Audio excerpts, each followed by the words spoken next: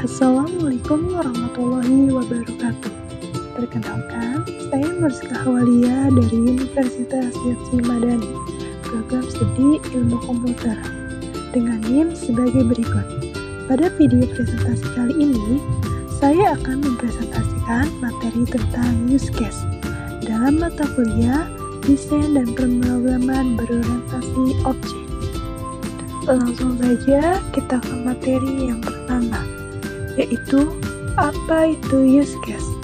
Use case adalah deskripsi sederhana tentang bagaimana pengguna atau aktor berinteraksi dengan sistem untuk mencapai suatu tujuan tertentu.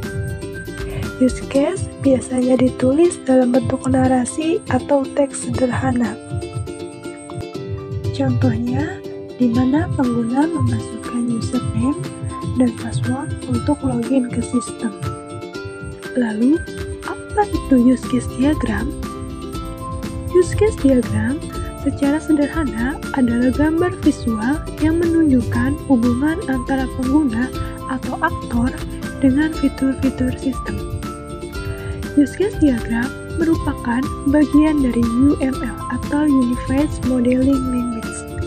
Tujuannya untuk membantu memahami sistem dengan cara yang lebih visual dan terstruktur. Dan manfaat use case.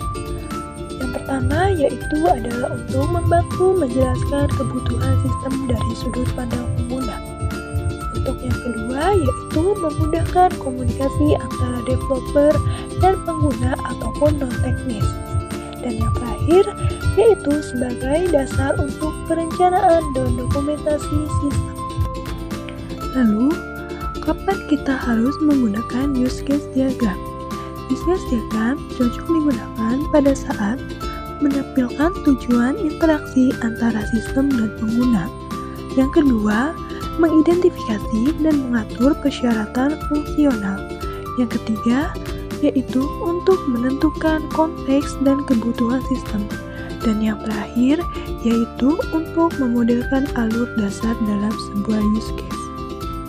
Untuk selanjutnya, ada komponen pada use case diagram. Yang pertama, yaitu aktor. Aktor ini adalah sebuah pihak yang berinteraksi dengan sistem, seperti pengguna atau sistem lain. Yang kedua, ada sasaran atau use case, yaitu tujuan atau aktivitas utama yang ingin dicapai melalui sistem. Dan yang komponen yang terakhir ada sistem, yaitu sekumpulan proses yang merespon aksi dari aktor. Materi selanjutnya yaitu simbol dan notasi use case diagram. Yang pertama yaitu ada aktor.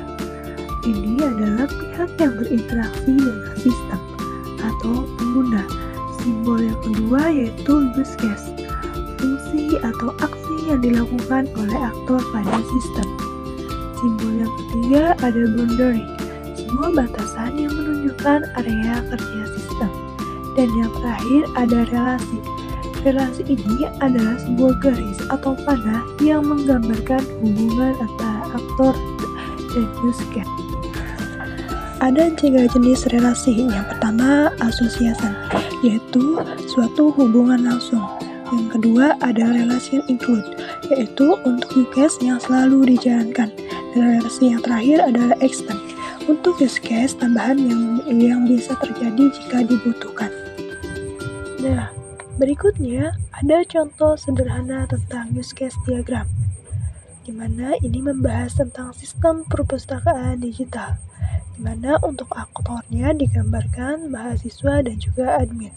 Dan untuk use case-nya atau interaksinya digambarkan melalui pinjam buku, cari buku, kembalikan buku, login, dan juga tombol koleksi. Nah, selanjutnya ada tools yang bisa digunakan untuk membuat use case diagram. Berikut beberapa tools yang bisa digunakan untuk membuat use case diagram.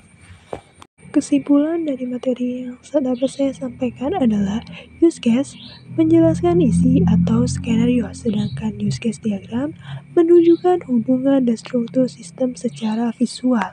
Keduanya saling melengkapi dan penting dalam tahap analisis sistem. Sekian pemaparan materi dari saya. Wassalamualaikum warahmatullahi wabarakatuh.